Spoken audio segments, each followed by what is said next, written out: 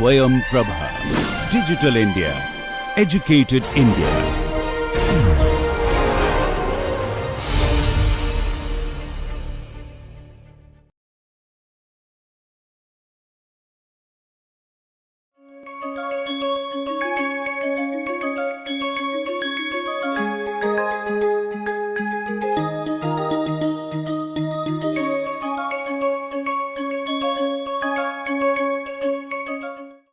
Hello everyone.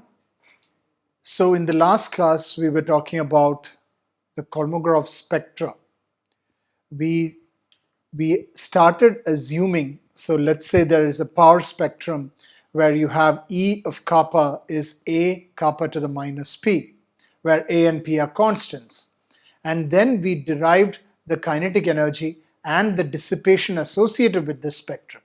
So when we take the kinetic energy, we have to take the energy contained in the wave numbers larger than kappa. So that means because the energy is going from the large scales to the small scales, when we consider the energy contained in the wave numbers, we have to consider the energy contained in the wave numbers greater than kappa. Whereas for dissipation, since dissipation happens, it increases with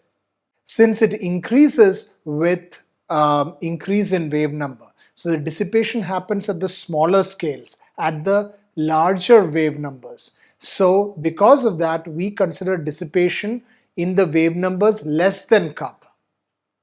We consider dissipation in wave numbers less than kappa. So dissipation would be integral 0 to kappa. On the other hand, turbulent kinetic energy would be integral kappa to infinity. That's what we have here shown in this first integral and in this second integral as well. Once you derive that, we realize that both these integrals can only converge for certain values of P. That is, if P is greater than 1 and if P is less than 3. So if P is equal to 5/3, that comes between 1 and 3 and it satisfies the Kolmogorov spectrum. So for this value of P, both the integrals for K and dissipation converge. So now if we use P is equal to 5/3, then K, the turbulent kinetic energy is proportional to kappa to the minus 2/3 and the dissipation is proportional to kappa to the 4/3. So what does that mean? So as much as the Kolmogorov spectrum applies only to the inertial subrange, remember we were always looking at this spectrum as being applicable only to the inertial subrange, because it is in that range that the energy spectrum depends only on epsilon and not on nu. So it was the simpler range to consider when you're assuming a spectrum. That's the reason why we considered only the inertial subrange. Now, what we made sure is, if you have the Kolmogorov minus 5/3 spectrum, which is K to the minus 5/3, now if that applies only to the inertial subrange, what we are seeing is that the observations are consistent with the notion that most of the energy is contained in the large scales, isn't it? Because look at what kappa to the minus 2/3 does. Kappa to the minus 2/3 keeps decreasing as you are increasing in wave number, as you're going down in the scales. And look at what the dissipation in terms of kappa to the 4/3 does. It keeps increasing as you're increasing in wave number. So as you're going down in the scale. So that is what this means. Bulk of the energy is contained in the large scales and bulk of the dissipation is contained in the small scales. That's where we were at last time. So that completes what we wanted to talk about in terms of the Kolmogorov spectrum. Now, what we will do is we will restate the Kolmogorov hypothesis in terms of the probability distribution function. So the PDF. So this is just a restatement of the Kolmogorov hypothesis in terms of the endpoint distribution in 4D space. What is the 4D space? 3 spatial and 1 temporal. So x and t, both x and t, x is a vector, so that you have x1, x2, x3 and then time, so that makes it a 4D space. So let's consider a simple domain within the turbulent flow, and let's say you have x0, x1 and so on up till xn be specified set of points within the domain.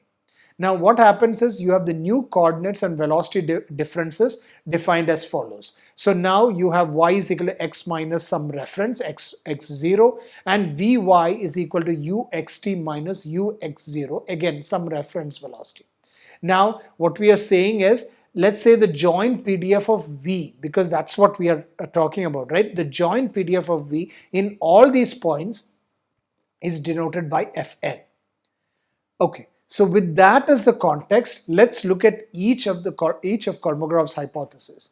According to the local homogeneity definition, which is where all the small scales are homogeneous. So if you have a local homogeneity definition, then the turbulence is locally homogeneous in the domain, right? So if for every fixed n, meaning what? If for every fixed total number of points n and yn, which is the differences, the normalized, I shouldn't say normalized, but the differences in spatial points, so x minus x naught, and the endpoint PDF Fn is independent of x naught and ux, isn't it? That is the local homogeneity definition. It is independent of space. So what we are saying is that the PDF is also independent of space. That's all we are saying. So that is the local homogeneity definition. Now if you think about the local isotropy definition, this is Kolmogorov's first hypothesis. The turbulence is locally isotropic in the domain if it is locally homogeneous and if in addition the PDF Fn is invariant with respect to rotations and reflections. So the local isotropy means it is statistically isotropic. So they are invariant to reflections and rotations. So that means the PDF is also invariant to rotations and reflections. That's what we are stating here. So that's this local isotropy definition. So we have the local homogeneity definition and the local isotropy definition. Now let's go into the hypothesis. The local isotropy hypothesis. What did the local isotropy hypothesis state? You have anisotropic large scales, then you have small scales that are isotropic, that are statistically isotropic. Now let's see what that means in terms of the PDF. If in any turbulent flow at sufficiently large Reynolds number, we always need to state that the turbulence is to a good approximation locally isotropic if the domain is sufficiently small and is not near the boundary of the flow or any other singularities. Okay, so as long as you are looking at a region that is away from the boundaries and does not contain any other singularities, then your turbulence is to a good approximation locally isotropic, as in it is invariant to rotations and reflections. Now the second hypothesis, which is the first similarity hypothesis of Kolmogorov. For locally isotropic turbulence, the endpoint PDF is uniquely determined by mu and epsilon, isn't it? Everything in the universal equilibrium range, everything below the large scales, all the small scales, they are uniquely determined by mu and epsilon. So that means the endpoint PDF is also uniquely determined by mu and epsilon. Now let's look at the second similarity hypothesis, which is Kolmogorov's third hypothesis. If the moduli of vectors, okay, so ym, so that is that differences, isn't it? X minus the reference point, x minus x naught, as we had shown here.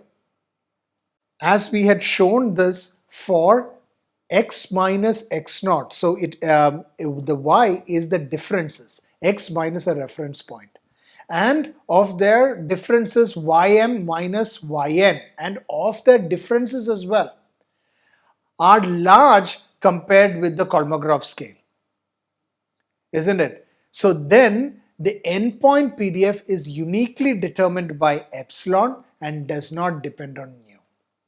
It is uniquely determined by epsilon and does not depend on nu. So this is that dissipation range. This is everything below LDI, isn't it? Everything above kappa di. So if they are much larger than eta, we are saying there is this range that is only dependent on epsilon and not on nu. So this range here is when we are saying the turbulence only depends on epsilon and not on nu, that means the PDF would also follow the same rule. It would also depend on epsilon and not on nu. So that is just a restatement of the Kolmogorov's hypothesis in terms of the endpoint PDF. So next, what we are going to look at are structure functions. So we now have stated the Kolmogorov's theory, their hypothesis, what it means in terms of the spectrum. Now let's look at a new concept which is related to the structure functions. The structure functions, the definition I'm going to be providing here. So Kolmogorov, what in 1941, he developed this concept of using the structure functions, which is basically a second order velocity structure functions that we are talking about. So in 1941, he developed this concept of second order velocity structure functions to apply his hypothesis to something. So he developed the hypothesis.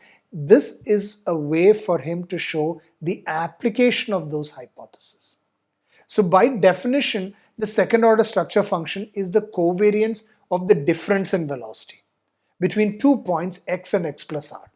So that is defined like this. So this is the second order structure function dij, which will be a function of r, x and t, where r is the space difference in space between the 2 points. So x and x plus r, isn't it? So r is the difference between the 2 points. So like I said, it is a covariance. So it is ui x plus r minus ui. Remember, it is a covariance of the velocity differences. So it is ui x plus r minus ui x, and then multiplied by uj x plus r minus uj x plus r. So here, this is the second order. Velocity difference or second order structure function.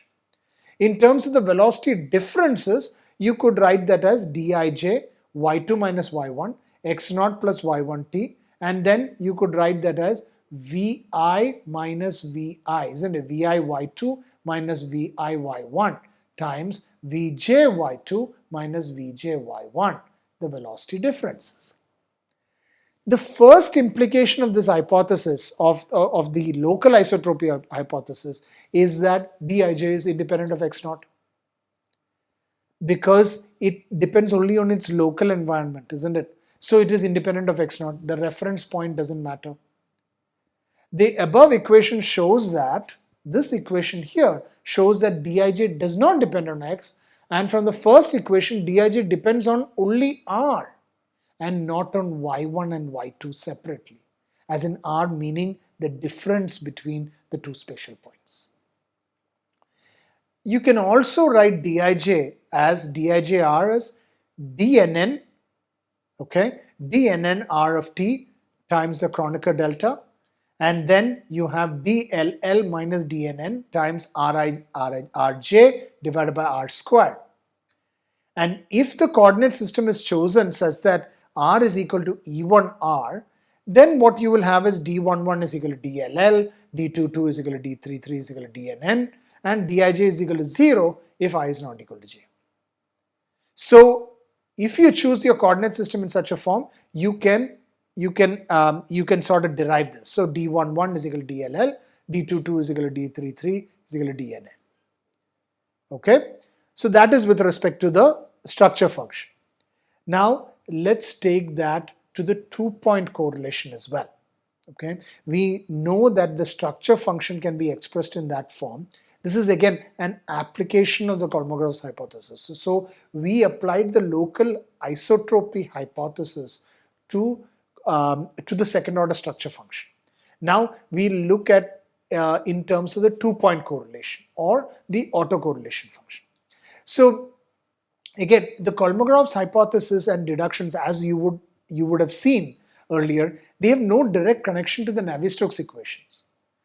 Now, when we describe the energy cascade though, the transfer of energy to successively smaller scales is indeed critical, but the precise mechanism we haven't identified yet, right? Kolmogorov's hypothesis talks about that, but the mechanism in terms of the equations, we have not talked about how that happens. So let's look at the Navier-Stokes equations in a little bit more detail, and let's see from there if we can try to get some information regarding the energy cascade. So for that purpose, let's consider homogeneous isotropic turbulence, because we want to make our life simple, and so we are just looking at a simple kind of flow. So let's say homogeneous isotropic turbulence. So no spatial variation and no variation with respect to reflections or rotations. And let's say there is a zero mean velocity. That means you're only interested in the fluctuations. Okay, so RMS velocity u prime, dissipation rate, and because of the homogeneity, the 2-point correlation, which is defined originally like this, is independent of x because of the homogeneity definition. So Rij of 0t becomes Uiuj. You see how we have simplified it because of those assumptions, the homogeneous assumption and the isotropic assumption. So Uiuj would be u prime squared delta ij, isn't it? So delta ij being the Kronecker delta. So now that you have the 2-point correlation, which becomes the autocorrelation function in the case of the homogeneous definition approximation. Now let's look at this in more detail. So just like with the structure function, because of isotropy, Rij can be expressed in terms of two scalar functions. Earlier we expressed Dij in terms of DLL and DNN. So similarly, we are going to express Rij as u prime squared g of rt, some function, scalar function g of rt delta ij, plus f of rt minus g of rt times ri rj divided by r squared.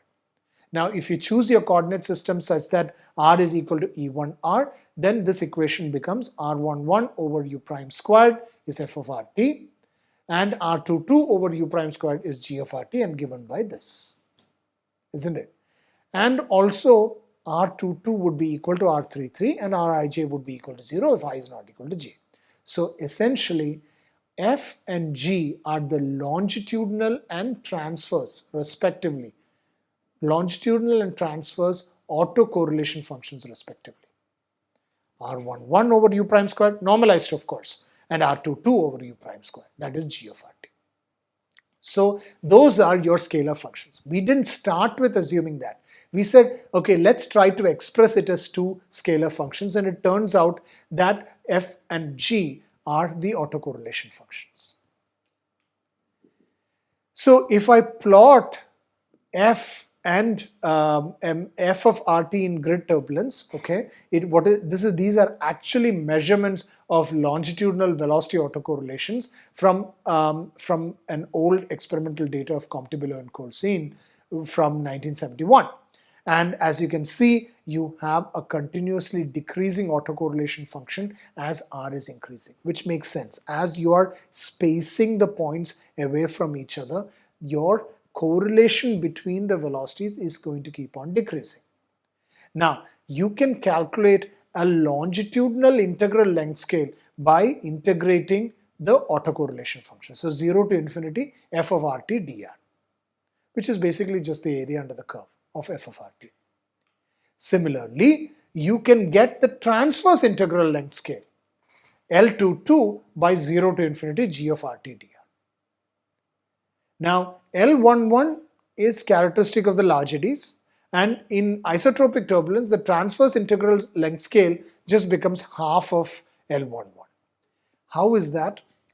We are talking about a problem which is homogeneous turbulence, so nothing is changing with space. That is all okay, but we are also talking about isotropic turbulence, so no variations with respect to reflections and rotations. So that means u1 prime squared is equal to u2 prime squared is equal to u3 prime squared, of course mean of those. So u1 prime squared mean is equal to u2 prime squared mean is equal to u3 prime squared mean.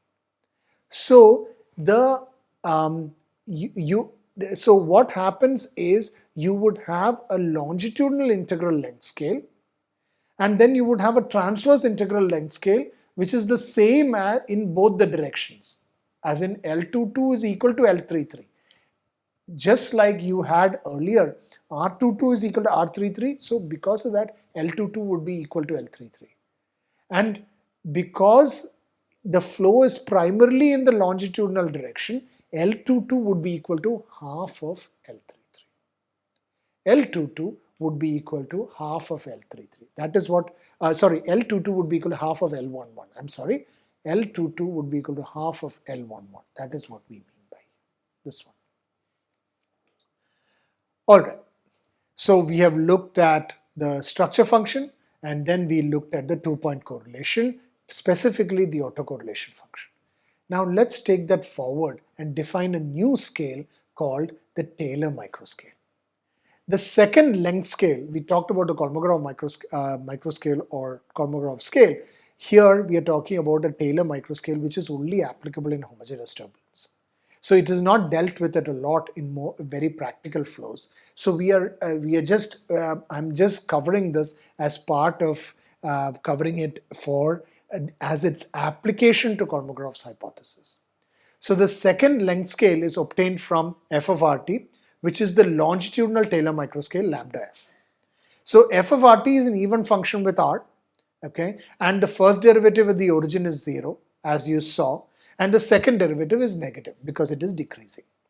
So now you have a lambda f which is defined as, this is the Taylor microscale, defined as minus half f double prime, as in the second derivative, the whole thing raised to minus half. So based on the transverse autocorrelation g of rt and the transverse microscale, the lambda g, okay, so we had lambda f, which is the Taylor microscale, the longitudinal Taylor microscale. Now you have a transverse Taylor microscale, which is lambda g, given as minus half g double prime 0 to t, and a whole thing raised to minus half. So you have longitudinal Taylor microscale and transverse Taylor microscale. In isotropic turbulence, lambda g is lambda f over square root of 2. Just like you had L22 equal to half of L11, you have the Taylor microscale in the transverse direction equal to 1 over root 2 of lambda ft. So what Taylor did in 1935 is he defined lambda g and obtained the following equation for dissipation, which is dissipation is equal to 15 nu u prime squared over lambda g squared.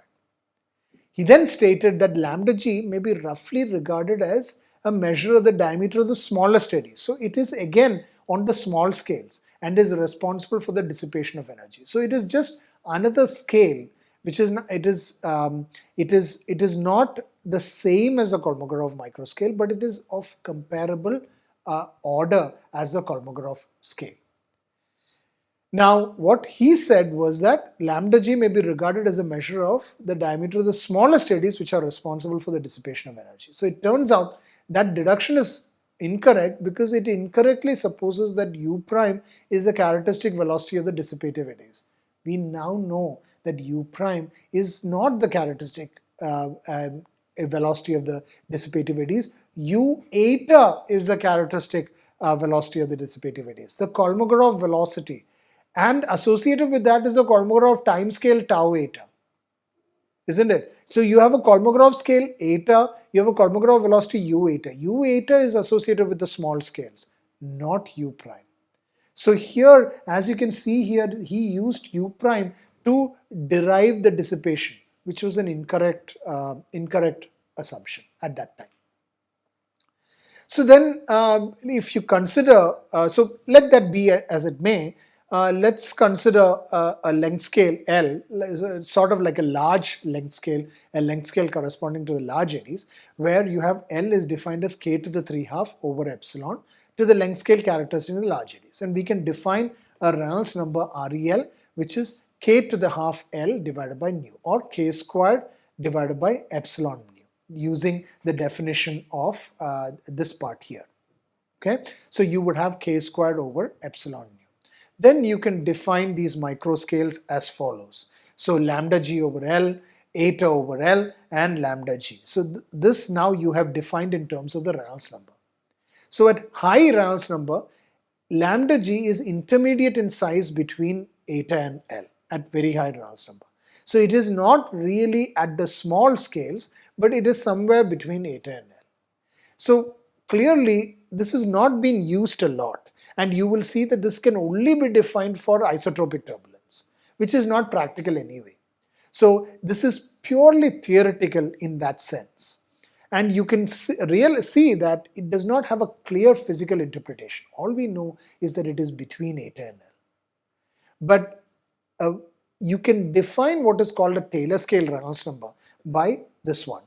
R lambda is u prime lambda g over nu, which is traditionally used to characterize grid turbulence, because grid turbulence is used as an experimental data set in a lot of cases for correlating computations.